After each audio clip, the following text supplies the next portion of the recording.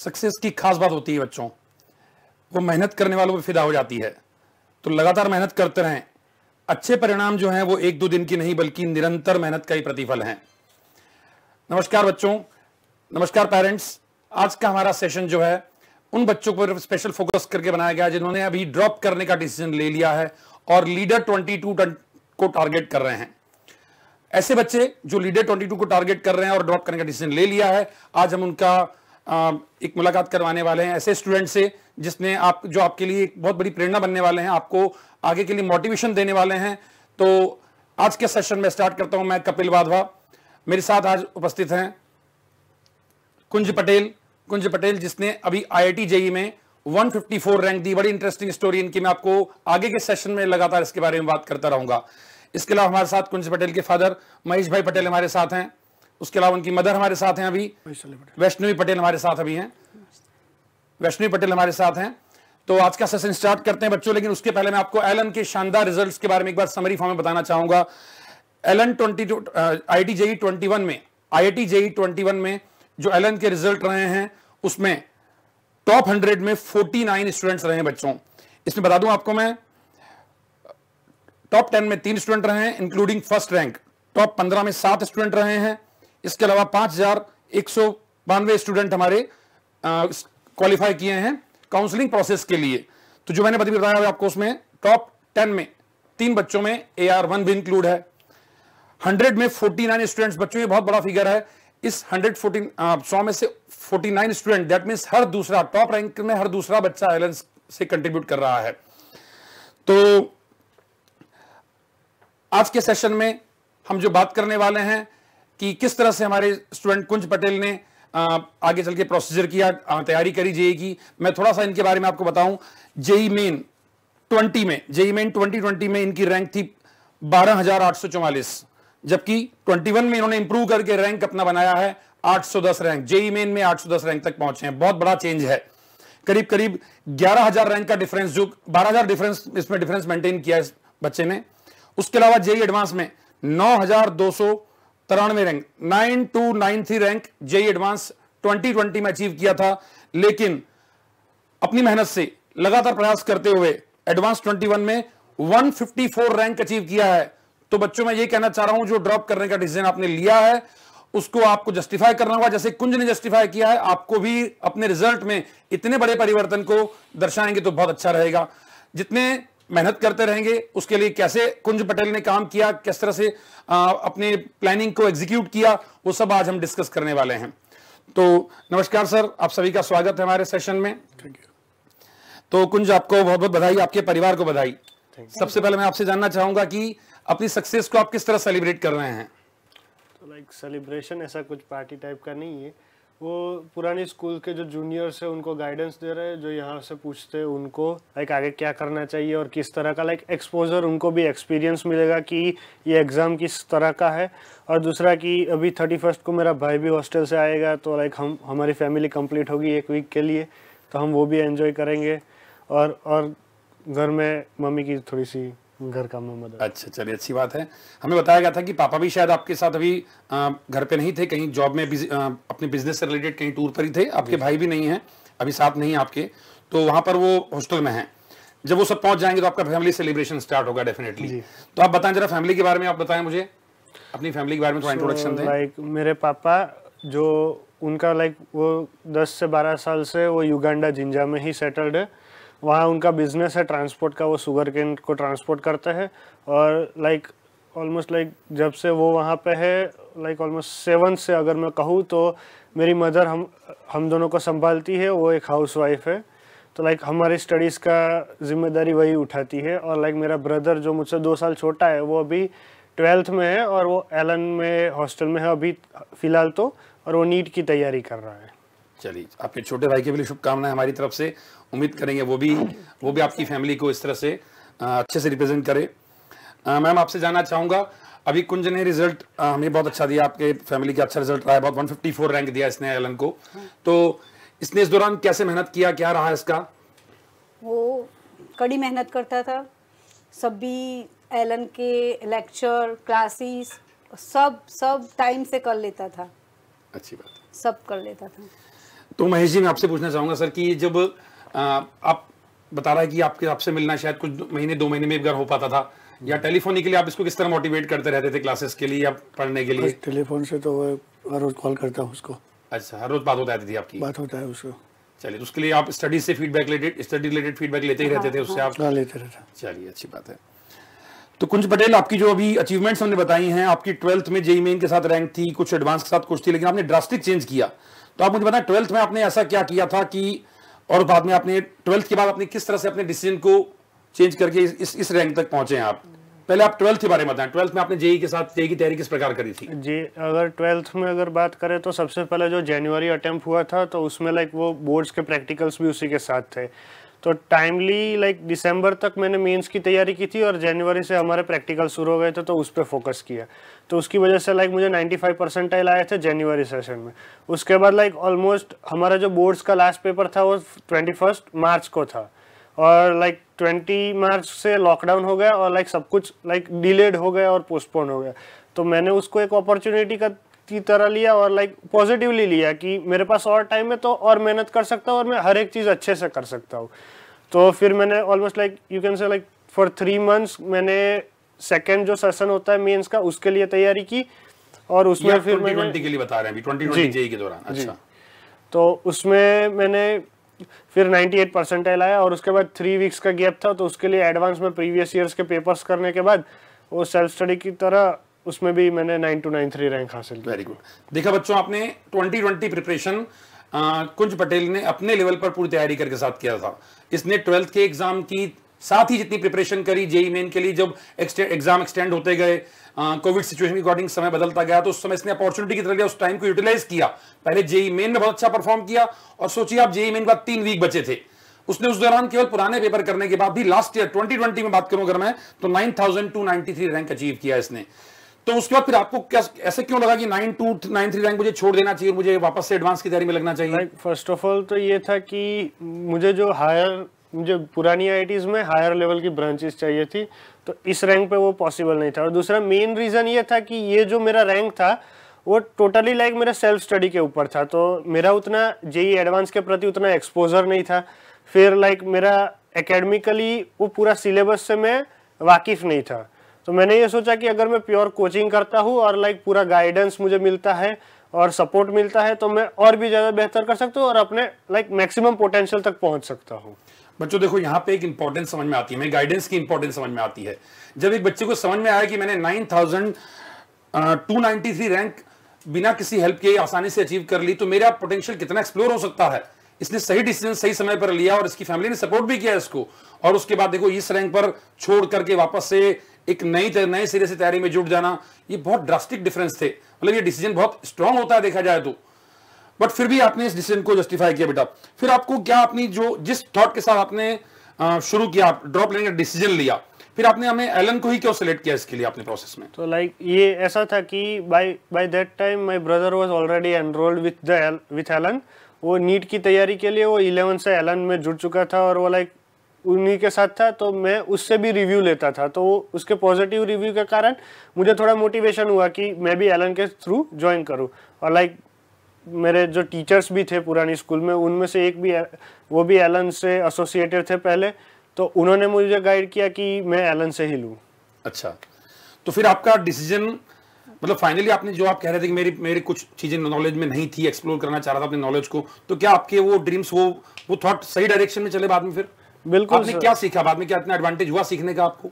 बिल्कुल सर, क्योंकि लाइक जब हमने स्टार्टिंग में शुरू किया, मेरा कोर्स शुरू हुआ था 12 अक्टूबर को, वो चला था ऑलमोस्ट लाइक अप्रैल मिड तक, तो उसमें हमने पूरा सिलेबस कवर किया। और लाइक मुझे उस वक्त एहसास हुआ कि कई सारी ऐसी चीज़ें हैं जो मुझे अभी तक पता नहीं है, लाइक वो छोटे छोटे लूप होल्स रह जाते हैं, तो उसी के कारण मेरा बहुत बड़ा डिसएडवांटेज वो लाइक ओवरकम हो गया।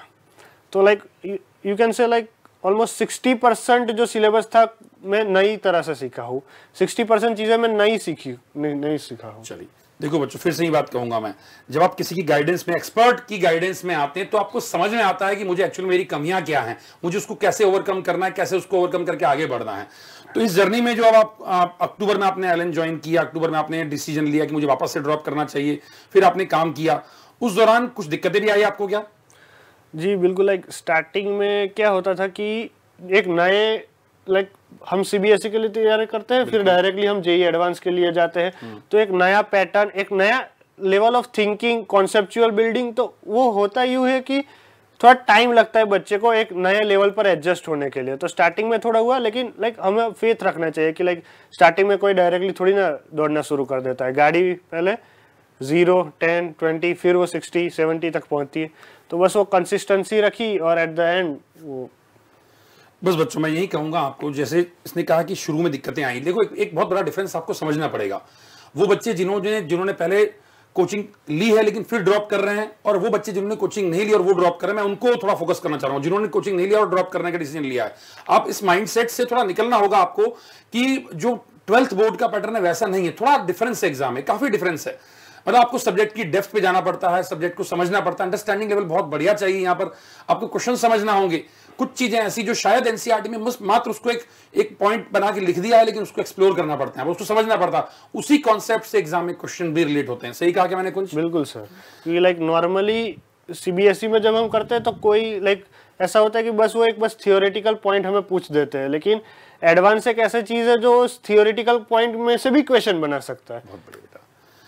तो मैम आपसे ये पूछना चाहेंगे, अभी जैसे कुंज है, इसने मेहनत तो काफी की है, कभी ये आपसे एलन के बारे में बात करता था कि आज एलन ने मैंने क्या सीखा, या कुछ उसके बारे में कुछ कहता हो, बताएं आप हमारे। वो कई बार बोलता था कि मम्मी आज मैंने जीवन में पहली बार कुछ सीखा है, कुछ नया सीखा है, मैंने तो ये सुना ही नहीं था, ये पढ़ा ही नहीं था, ऐसा कुछ मुझे एलन दे रहा है।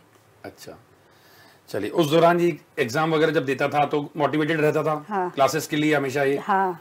चलिए सर, आपसे पूछेंगे एक बात हम, जैसे अभी आपने इसने एग्जाम के लिए प्रिपरेशन किया, डिसीजन लिया, आपका बेटा भी, छोटा बेटा भी शायद एलन में ही है। हाँ, एलन में। तो एलन सिस्टम से आपको क्या इनपुट मिल रहा है अभी, क्या लग रहा है कि वो क्या, मैं जब भी फ़ोन पे बात करता उसको हाँ। एलन के बारे में वो बताता है, इसीलिए मैंने छोटे बच्चे को भी एलन में डाल दिया जी, और बहुत अच्छा लगा कि एलन की वजह से आज आगे इम्प्रूवमेंट हो रहा है बहुत उसका, improvement हो रहा है हाँ, उसके उसका भी इम्प्रूवमेंट हो रहा है। अच्छी बात है। चलिए, और सर जानना चाहेंगे, जैसे आप तो शायद कम रहते हैं, आप ज्यादा बच्चे के साथ टाइम व्यतीत कर पाते हैं, तो इस बच्चे की हॉबी क्या है, अपनी टाइम कैसे स्पेंड करता है, खाली टाइम को कैसे यूज करता है? वो खाली टाइम पे एक्सरसाइज कर लेता है, कई बार फुटबॉल खेलने चला जाता है, और कुछ ना कुछ चीज में जुड़ा रहता है, कुछ नया सीखना हो, कुछ नया पढ़ना हो, कुछ खाली नहीं रहता, मतलब खाली नहीं रहता है। अच्छा, अभी आपने मुझे बताया कि ये सोच रहा था कि 3 तारीख को एग्जाम का, आईआईटी के बाद मैं क्या करूंगा, ये भी क्वेश्चन का पहले से ही खड़ा हो गया था। हाँ। मतलब हमेशा एंगेज रहना चाहिए इंसान हाँ, को। वो ही बोल रहा था कि 3 अक्टूबर के बाद मैं क्या करूंगा, कोई ना कोई एक्टिविटी ढूंढ लेता है वो। चलिए, अच्छी बात है। बेटा कुंज, आगे के लिए आपकी क्या प्लानिंग है, आपका करियर किस डायरेक्शन में जाना चाहिए, क्या लग रहा है आपको? सर मैंने प्लान किया है कि मैं आईआईटी बॉम्बे में इलेक्ट्रिकल इंजीनियरिंग लूँगा। ओके, तो आईआईटी बॉम्बे तो बहुत अच्छा कॉलेज बन रहा है आपके लिए। तो जब आईआईटी कर लेंगे आप, इसके आगे के लिए कुछ सोच रखा है बाद में? अभी पेंडिंग पे चीजें, सर मैं एक बार कॉलेज जाके एक्सप्लोर करूंगा चीजों को, फिर अब आगे के डिसीजन जी सर, ऐसा कोई लाइक हार्ड एंड फास्ट मैंने डिसाइड नहीं किया है, लेकिन मेरा इंटरेस्ट है कि मैं आगे और भी हायर स्टडीज को परस्यू। बहुत अच्छी बात है। चलिए, हमारी शुभकामना आपके साथ है बेटा। तो थोड़ा वापस से आपकी स्टडी पर ही आता हूं मैं। जैसे आपने एलन ज्वाइन किया था, तो एलन में आपने जैसे ऑनलाइन क्लासेस थी, हमारे काफी सारे बच्चों की रहती भी हैं इस समय, जब 11th और 12th का सिलेबस एक साथ, आपने कहा कि मैंने बहुत कुछ सीखा है, डेफिनेटली वो 11th का पार्ट भी होगा, 12th का पार्ट भी सीखा होगा, तो क्या लीडर के बच्चे के लिए पॉसिबल है कि 11th 12th पूरा एक साथ आईआईटी जेईई तक पहुंच जाए ड्रॉप लेने के बाद, इस समय एडमिशन लेने के बाद अपने प्रोसेस किया और जेईई को अच्छे से परफॉर्म कर पाए, ऐसा हो सकता है क्या? जी मेरे ख्याल से ये बिल्कुल हो सकता है, क्योंकि लाइक जो सिलेबस का जो पार्ट होता है ना, वो लाइक टीचर्स खुद जिम्मेदारी लेते हैं, उसकी टेंशन हमें नहीं करनी चाहिए। लाइक हम पहले दिन से ही पूछने लगे कि सिलेबस खत्म होगा, कब खत्म होगा। लाइक हम किसी बस में बैठे तो हम पहले से ही थोड़ी ड्राइवर को पूछते रहेंगे कब पहुंचेंगे, चला नहीं आती है, ऐसा होता है वैसा होता है, हम बस बैठ जाते हैं भरोसा करके। तो सिलेबस का जो पार्ट होता है वो विदाउट अ डाउट टीचर्स ज्यादा एक्सपीरियंस्ड होते हैं, तो वो ऑफ कोर्स आपको कंप्लीट कराएंगे। आपका पार्ट तो ये होता है कि वो जो भी आपको गाइडेंस दे आप उसको सिंसियरली फॉलो करो, और ये बिल्कुल पॉसिबल है, बिल्कुल पॉसिबल है। बट बहुत से बच्चे जो हमारे पास ज्वाइन करते हैं ड्रॉप में, या मैं ड्रॉप लेने वाले बच्चों को भी बहुत इंक्वायरी होती है, पेरेंट्स की भी होती है कि सर मैं ड्रॉप ले रहा हूँ, क्या ये 1 साल में पॉसिबल है? अभी अक्टूबर में जेईई हुआ है और फरवरी मार्च में वापस से जेईई मेन आ जाएगा, क्या ये पॉसिबल हो पाएगा मेरे लिए कि नहीं हो पाएगा? मैं एग्जाम्पल आपके सामने बता रहा हूँ। कुंज पटेल ने ऐसा ही तो किया 11-12, जब वो कह रहा मैं 60 से 70% चीजें अभी सीखा हूं, और वो भी 11-12 सब मिला करके। जब कुंज पटेल कर सकता है तो मुझे लग रहा है आप लोग भी कर सकते हैं। कोई बहुत ऐसे टेंशन की बात नहीं है, बस आप अपनी प्लानिंग करिए, उस प्लानिंग को एग्जीक्यूट करिए अच्छे से। कुंज, मैं एक बात और कहूंगा आपको, जैसे हम लोग तो आपको वीकली प्लानिंग देते थे अपनी, तो आपकी कुछ अलग से प्लानिंग होती थी क्या यहाँ पर? जी सर, लाइक जो वीकली प्लानिंग होती थी वो लाइक एक मेजर प्लानिंग होती है कि लाइक वीक में हमें ये सब करना है। तो मेरी पर्सनल लेवल पे मेरी ये प्लानिंग रहती थी कि मैं अ डे प्रायर, जैसे कि मुझे आज कुछ करना है तो मैं कल रात को ऑलरेडी डिसाइड कर लेता हूँ कि कल मुझे क्या क्या चीज़ें करनी है। लाइक वो exactly like time to time नहीं, लेकिन मुझे पता होता है कल सुबह अगर मैं उठूँ तो मुझे पता होता है कि मुझे क्या करना है। तो उससे ना टाइम बहुत ज़्यादा बचता है, और लाइक हम एक सिस्टमेटिक तरीके से और एक प्लान्ड और इफेक्टिव वे में हमारा पूरा दिन गुजारते हैं। उससे हमारा like day to day confidence भी बूस्ट होता है।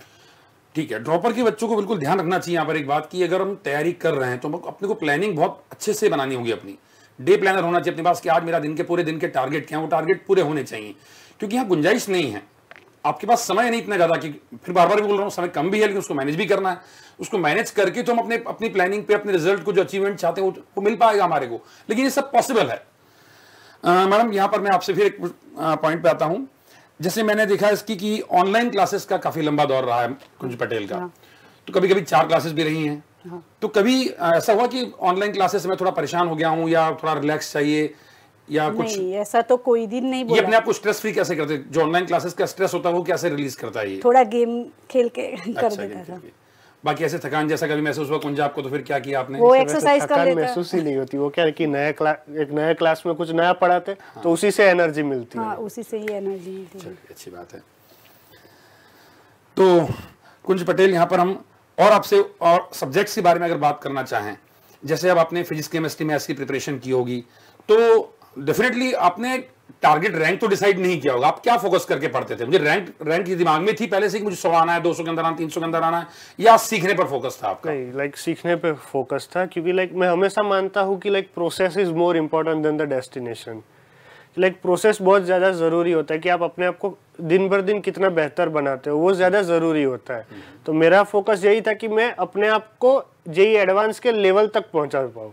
कि लाइक जब मैं 12th में जब मैंने वो एग्ज़ाम दी तो वो मेरे लिए लाइक बहुत बड़ा चैलेंज लग रहा था जब मैं वो एग्ज़ाम दे रहा था। तो मेरा ये था कि मैं इतना अच्छे से अपने आप को बेहतर बनाऊँ कि जेईई एडवांस मेरे को एक नॉर्मल एग्ज़ाम की तरह लगे। तो वही मेरा फोकस था, और रिजल्ट्स तो ऑटोमेटिकली वो प्रोडक्ट्स की तरह आता है। ठीक बात है बेटा। तो जब अपन पढ़ते जाते हैं, अपन पढ़ते थे, कई बार समस्याएं भी आती है। फॉर एग्जांपल, मेरा किस दिन पेपर बिगड़ गया, मैं एडमिशन लिया लेकिन मैंने जेईई एडवांस के लिए एग्जाम हुआ एलन में, मेरा थोड़ा पेपर खराब हो गया। कभी ऐसा हुआ हो? कभी कई बार हो भी जाता है कि क्वेश्चन कुछ आने जो अपनी एक्सपेक्टेशंस के अनुसार नहीं आया, तो उसको अपन कैसे ओवरकम करें, कैसे रिजल्ट एनालिसिस करना चाहिए अपना, क्या करना चाहिए? जी, लाइक फर्स्ट ऑफ ऑल तो हमें लाइक एक्सेप्ट कर लेना चाहिए कि जो भी हमारा रिजल्ट है उससे लाइक बहुत ज़्यादा बेनिफिट मिलता है, वरना हम लाइक पास्ट में ही उलझे रहेंगे कि मेरा ये खराब हो गया, वो खराब हो गया, उससे हमारा फ्यूचर भी अफेक्टेड हो जाएगा। तो लाइक सबसे पहले तो हमें एक्सेप्ट कर लेना चाहिए कि जो भी हमारा रिजल्ट हो। दूसरा कि हम उसको एनालिसिस करें, क्योंकि लाइक अगर हम एनालिसिस नहीं करेंगे तो एग्जाम दिया ना दिया एक ही बात हो जाएगी। तो मेरा भी बीच में ऐसा हुआ था कि लाइक फिजिक्स मेरा बहुत डीप में चला गया था, बहुत ही लाइक बुरा हुआ था मेरा फिजिक्स में, मैं लाइक स्ट्रेसफुल हो गया था, उसकी वजह से आगे के पेपर्स भी बहुत ही लाइक बहुत ही बुरा हो रहा था। तो उसमें लाइक काउंसलिंग भी किया और लाइक टीचर्स को भी अप्रोच किया, उनसे गाइडेंस ली, और धीरे धीरे पता चला कि वो बस एक साइकोलॉजिकल प्रॉब्लम होती है। तो मैंने अपनी मिस्टेक्स को आइडेंटिफाई किया, उनके ऊपर ज़्यादा फोकस किया कि मैं कहाँ गलत हो रहा हूँ। तो धीरे धीरे जब प्रैक्टिस मिली और कंसिस्टेंसी और कॉन्फिडेंस अपना बिल्ड करता गया, वो कॉन्फिडेंस ही लाइक वो बहुत इंपॉर्टेंट चीज़ होती है ऐसी एग्जाम्स में। बिल्कुल सर, मैं यहाँ पे ये कहूँगा आपको बच्चों की सबसे बड़ी बात, जैसे कुंज ने बोला है कि पेपर का एनालिसिस करना पड़ता है। पेपर देना इज नॉट इम्पॉर्टेंट, पेपर देने के बाद आपने जो एनालिसिस करना है वो ज़्यादा इंपॉर्टेंट है। मतलब 6 घंटे आपने पेपर देने में खर्च किए तो आपको पेपर एनालिसिस में टाइम देना ही पड़ेगा, तो इस 6 घंटे का आउटपुट है, वरना नहीं आउटपुट, क्योंकि जो आपको आता था वो तो आता ही है ना। तो मतलब आपको पेपर देते समय आपको सिलेबस पूरा प्लान करके उसको देना चाहिए। उसके बाद फिर वापस से बाद में जब पेपर हो गया उसको एनालिसिस करो, गलतियों को आइडेंटिफाई करो, उसको अगली बार नहीं होंगी इस बात की इंश्योरिटी रखो आप। कभी कभी ऐसा भी होता है अपने पेपर दिया, क्वेश्चंस करना स्टार्ट किए, किसी क्वेश्चन में बहुत टाइम खर्च करके भी क्वेश्चन नहीं बन रहा है, तो फिर उसको बाद में क्या करते हो फिर आप एग्जाम के बाद कुछ उस पर? तो लाइक अगर बहुत टाइम स्पेंड करने के बाद भी वो क्वेश्चन मेरे से हो नहीं पाता अगर एग्जाम में, तो फर्स्ट ऑफ ऑल तो जैसे एग्जाम खत्म हो जाता है उसके बाद लाइक ऑलमोस्ट 3 या 4 घंटे में हमें पेपर भी मिल जाता है जो हमारा क्वेश्चन पेपर। तो पहले तो उसको अटेम्प्ट करने की कोशिश करते हैं, अगर हुआ तो ठीक है, वरना फिर पता चलता है कि गलती कहाँ हुई थी। लाइक अगर 2 ही केस होंगे, या तो होगा या तो नहीं होगा। तो होगा तो पता चलेगा कि एग्जाम में क्यों नहीं हुआ। लाइक डिफरेंट रीजन हो सकते हैं, या तो टाइम हमारा कम हो, यानी कि हमारा टाइम मैनेजमेंट सही नहीं हो, दूसरा स्ट्रेस ज़्यादा हो गया, यानी कि हमारा कॉन्फिडेंस थोड़ा सा कॉन्फिडेंस में कमी हो। ऐसे अलग अलग मल्टीपल रीजंस होंगे। और अगर नहीं हुआ तो लाइक हम उसका सॉल्यूशन स्टार्टिंग में थोड़ा सा देखते हैं, ताकि हम अपना अप्रोच बना सके कि लाइक थिंकिंग किस तरह की होनी चाहिए, वो ज़्यादा इंपॉर्टेंट है। तो बस उसको सीखते हैं और बस ये याद रखते हैं कि अगली बार वो गलती ना हो। और ये अच्छा है कि वो प्रैक्टिस में हो गई, रियल टाइम एग्जाम में नहीं हुई। चलिए, तो एक बात और यहाँ पर बच्चों की, जब आपको अपने ड्रॉप करने का डिसीजन लिया, फाइनली सोचा कि मुझे रैंक इंप्रूवमेंट तो करना ही है, फिर स्टडी मटेरियल पे आपने किस तरह से क्या सर्च किया? क्या जो हमने मटेरियल दिया वो काफी था या कुछ और जरूरत पड़ी आपको? मतलब क्या फोकस था आपका सीखने के लिए? जो मटेरियल चाहिए था वो कहाँ से मिला? कैसा रहा आपका एक्सपीरियंस? तो लाइक जब मैंने एलन को अप्रोच किया तो उसी एडमिशन के वक्त ही मुझे सारी नोट्स बुक और मॉड्यूल्स वो सब मिले थे। तो जैसे जैसे क्लास बढ़ते गए हमें होमवर्क भी मिलता गया, शीट्स मिलती गई, रेसिस भी मिलते गए, यानी कि हम डेली प्रैक्टिस भी कर सकते थे। तो जब वो करते थे तो हमें ऑलमोस्ट ऐसा लगता था कि it is more than sufficient. Personally मैंने अपने लेवल पे इस पूरे साल में एलन के मटेरियल के अलावा और कोई बुक टच भी नहीं की और कोई वीडियो देखा भी नहीं। मैं यही मानता हूँ कि वो एलन का जो मटेरियल है वो मोर देन सफिशिएंट है। अगर हम उसी को एक अच्छे तरीके से एक लाइक कॉन्सेप्चुअल लेवल पे अगर हम उसको प्रिपेयर कर ले तो हमारा रैंक मेरे ख्याल से टॉप 100, टॉप 10, टॉप 50 वैसे में भी आ सकता है। अच्छी बात है। मतलब कुल मिलाकर के मटेरियल आपको यूज करते रहना है और आपको सीखना, क्वेश्चन तो करने ही पड़ेंगे, प्रैक्टिस तो करनी पड़ेगी, वरना हम आगे उसकी अपनी कमियां कैसे पहचानेंगे? थ्योरी पढ़ के काम नहीं चलता केवल। तीनों सब्जेक्ट का नेचर भी थोड़ा सा इस तरह से है बेटा ना। एक बार उसके बारे में आप बात करिए, सब्जेक्ट वाइज कि आपने केमिस्ट्री, फिजिक्स और मैथ्स को अलग अलग कैसे प्रिपेयर किया? तो लाइक अगर टाइम वाइज अगर देखा जाए तो तीनों सब्जेक्ट इक्वली इंपॉर्टेंट थे। तो सबसे पहले तो तीनों सब्जेक्ट को इक्वली वेटेज दिया। अब डिफरेंस यहाँ जाता है कि भले इक्वली हमने वेटेज, टाइम वेटेज दिया, लेकिन उसके अंदर हम किस तरह से इम्प्लीमेंट करते हैं। जैसे कि अगर मैथ्स का सब्जेक्ट ले तो उसमें ऑलमोस्ट 25% टाइम हम थियोरी को देते हैं। तो अगर मैं 4 घंटे मैथ्स पढ़ता हूँ तो उसमें से 1 घंटा ही अपने थियोरी, फॉर्मूलाज और जो कॉन्सेप्ट होते हैं उनको स्ट्रॉन्ग बनाता हूँ। बाकी के 3 घंटे लाइक जो क्वेश्चन प्रैक्टिस होती है, क्योंकि मैथ्स एक ऐसा सब्जेक्ट है जिसमें क्वेश्चन प्रैक्टिस बहुत ज़्यादा ज़रूरी होती है कि आपका हाथ चलना चाहिए, दिमाग के साथ साथ आपका हाथ भी चलना चाहिए। तो और वो प्रैक्टिस लाइक एंड तक रहे तो वो बहुत ही अच्छा है मैथ्स के लिए। जब फिजिक्स की बात करें तो उसमें भी सेम लॉजिक लगता है, पर उसमें ना हम कॉन्सेप्ट पे भी ज़्यादा फोकस करते हैं, क्योंकि लाइक जो कॉन्सेप्चुअली जो हम जब स्ट्रांग होते हैं तो हम क्वेश्चन से घबराते नहीं। यूजुअली ऐसा होता है कि एडवांस में अगर हम फिजिक्स का क्वेश्चन देखें तो वो लेंथी आते हैं, तो होता ही है कि हम क्वेश्चन देख के कभी घबरा जाते हैं। लेकिन अगर हम कॉन्सेप्चुअली स्ट्रांग होंगे तो ऐसा प्रॉब्लम हमें नहीं होगा। तो उसमें भी लाइक 25% थियोरी कॉन्सेप्ट और like 75% of the time paper question practice. जब बात आती है केमिस्ट्री की, तो केमिस्ट्री में वो अपने आप में एक 3 अलग अलग वेराइटीज़ है, फिजिकल केमिस्ट्री, ऑर्गेनिक और इनऑर्गेनिक। उसका पेपर एक साथ ही आता है और हमें देना भी एक साथ ही होता है, और तो उसी मेंटली से चलना चाहिए। लेकिन जब हम सब्जेक्ट वाइज जाते हैं तो ऑर्गेनिक केमिस्ट्री में डेली प्रैक्टिस बहुत ज़्यादा ज़रूरी होती है। कि जब हम ऑर्गेनिक केमिस्ट्री पढ़ते हैं हमें ऐसा लगता है कि हमें ये आता है, लेकिन जब अलग अलग चैप्टर्स की अलग अलग रिएक्शंस एक ही में क्लब हो जाती है तब प्रॉब्लम होता है, तब हमारा दिमाग स्ट्राइक नहीं करता। एक ही रिएक्शन बहुत सारे रिएजेंट यूज हो गए। बिल्कुल। तो लाइक उसमें जब हम डेली प्रैक्टिस करेंगे तो हमें सारे रिएजेंट के टच में रहेंगे, और एंडिंग में हमें लाइक मल्टीपल, जैसा मैंने आपको अभी कहा कि मल्टीपल रिएजेंट्स वाले क्वेश्चंस भी करने चाहिए। और अब बात आती है इनऑर्गेनिक केमिस्ट्री की, वो सबसे ज़्यादा टफ माना जाता है क्योंकि उसमें याद बहुत कुछ करना पड़ता है। तो मैं यही कहूँगा कि उसको डेली बेसिस पे अगर आप करेंगे ना, तो इनऑर्गेनिक केमिस्ट्री भी एक ऐसा सब्जेक्ट है जिसमें आप कनेक्ट कर सकते हैं चीज़ों को, कि एक रिएक्शन यहाँ पे हो रही है तो उसी का लॉजिक दूसरे में भी लग रहा है, उसी का प्रोडक्ट दूसरे में भी यूज हो रहा है। तो उसको डेली बेसिस, रेगुलर बेसिस पे कीजिए। लाइक अगर आप अल्टरनेट डेज या यहाँ कहे कि लाइक वंस इन 3 डेज भी करते हैं तो भी वो at the end of the day वो आपको बेनिफिट करेगा। और जब रही बात फिजिकल केमिस्ट्री की, तो उसमें लाइक फॉर्मूलाज वेरी इंपॉर्टेंट और उसके साथ साथ क्वेश्चन प्रैक्टिस। तो बच्चों, जो कुंजन ने बताया, कुंजन पटेल ने बताया, बहुत बढ़िया बात बताई है कि आपको हर सब्जेक्ट को उसके नेचर के अकॉर्डिंग ट्रीट करना होगा। फिजिक्स मैथ्स का थोड़ा अलग नेचर है। मैथ्स में आपको कंसेप्ट डेवलपमेंट पे ध्यान देना होगा और थ्योरी भी पढ़नी होगी, क्वेश्चंस भी खूब सारे करने होंगे। अगर मैथ्स की बात करूं तो थ्योरी तो पढ़नी है, लेकिन क्वेश्चंस की प्रैक्टिस आपको ज्यादा अच्छे से आगे लाएगी। केमिस्ट्री में रिवीजन टाइम टू टाइम बहुत जरूरी है, ऑर्गेनिक में रिवीजन टाइम टू टाइम ज्यादा जरूरी है, कंसेप्ट को देखना पड़ेगा, रिएक्शंस को, रिएजेंट्स को देखना होगा, और फिजिकल में न्यूमेरिकल सेक्शन पे ज्यादा ध्यान देना होता है। जी सर। आईटी जेई पर्पस से अगर बात करूं मैं, मैम थोड़ा सा आपसे एक क्वेश्चन और यहाँ पूछना चाहूंगा, जब क्या इसका स्कूलिंग जो रहा है उस दौरान भी इसका अचीवमेंट्स अच्छे रहे कॉलेज में, स्कूल में? वहाँ पर हाँ, टॉपर में ही रहता था वो। अच्छा, स्कूल में टॉपर में रहा है ये, ठीक है। तो वो कई बार वो गुजरात में, वो खंभात में पढ़ा है। अच्छा। वात्सल्य इंटरनेशनल स्कूल में। अच्छा। उसका 11, 12, 9, 7 से 12 तक का उसका वात्सल्य में ही रहा है, खंभात में ही है वो स्कूल। और कई बार वो स्कूल टॉपर भी रहा था और हेड बॉय भी रहा था। बहुत अच्छे अचीवमेंट किए। और स्पोर्ट्स वगैरह में कुछ रहा है इसकी एक्टिविटीज में तो वो आगे ही था। अच्छा। वो फुटबॉल में भी गया था, आगे नेशनल लेवल पे गया था ना, डिस्ट्रिक्ट लेवल पे गया था। चलो अच्छी बात है, मल्टी डायरेक्शन चलना चाहिए ना, बिल्कुल सारी पॉसिबिलिटीज लेके चलना चाहिए, सारी एक्टिविटीज सही बात है। कुछ थोड़ा सा और एक दो क्वेश्चन आपसे पूछ करके हम सेशन को एंड की तरफ ले जाएंगे। एक तो जैसे जब बच्चे तैयारी करते हैं, है ना, जब अपने डिसीजन लिया कि हम ड्रॉप लेने वाले हैं और फाइनल भी हो गया, एग्जाम थोड़े से इंप्रूवमेंट भी हो रहा है, अब आए लास्ट में हम पहुंच गए, सिलेबस खत्म हो गया। जब सिलेबस खत्म हो गया तो अब रिवीजन भी चाहिए, तो रिवीजन किस तरह मैनेज किया आप लोगों ने? तो लाइक जब सिलेबस खत्म होता है तब स्टूडेंट का मेजर रोल शुरू होता है मेरे ख्याल से, क्योंकि जो रिवीजन होता है वो पर्सनल ओन सिंसियरिटी के लेवल पे होता है। तो रिवीजन का अगर मैं बताऊं तो हमें लाइक मंथली पूरा डे प्लानर मिलता था। मतलब सिलेबस खत्म होने के बाद बोल रहे हैं? अच्छा। तो हमें पूरा डे प्लानर मिलता था और उसके अकॉर्डिंग हमें आगे फॉलो करना होता है। तो वो क्या होता है कि वो एक सिस्टमेटिक और प्लान्ड वे में होता है, तो हमारी इफेक्टिवनेस और ज़्यादा बढ़ती है instead of that half hazard way.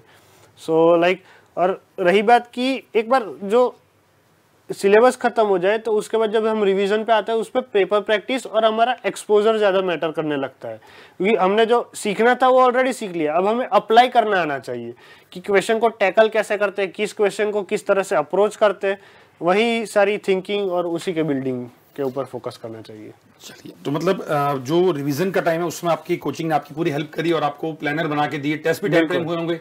Ji, like हफ्ते में एक बार टेस्ट होता था। अच्छा, तो टेस्ट में थ्रू आपका रिवीजन पूरा हो गया था उसके लिए, ठीक है। अच्छा, जैसे जेईई में होता है कि टेस्ट में कुछ मतलब एग्जाम में कुछ नए नए पैटर्न या मार्किंग स्कीम इंट्रोड्यूस करते हैं, ऐसा कभी हमारे मतलब जब अपने यहाँ टेस्ट थी तो उसमें आपको महसूस हुआ? बिल्कुल, लाइक जब मैं एलन में एग्जाम देता था तो उनके लाइक जो टेस्ट होते हैं वो ऑलरेडी एडवांस लेवल पे ही होते हैं या उससे ऊपर होते हैं, तो जो बच्चा होता है वो इनडायरेक्टली ऑटोमेटिकली ट्यून्ड अप हो जाता है एग्जाम्स के लिए। तो हमें वैरायटी ऑफ क्वेश्चंस मिलते हैं और यही एक मजेदार चीज होती है एडवांस का, कि उसमें लाइक एक नया लाइक सरप्राइज आता है, सरप्राइजिंग एलिमेंट होता है हमेशा, सरप्राइजिंग एलिमेंट कुछ ना कुछ रहा है। तो लाइक इतने सारे टेस्ट एलन में देने के बाद और इतनी सारे ट्यून अप होने के बाद हमें ऐसा अलग लगा ही नहीं। लाइक ऑलमोस्ट हमने 60 पेपर्स के अराउंड दिए थे, जिनको लाइक अगर एडवांस में देखा जाए तो वो डबल कर देना चाहिए।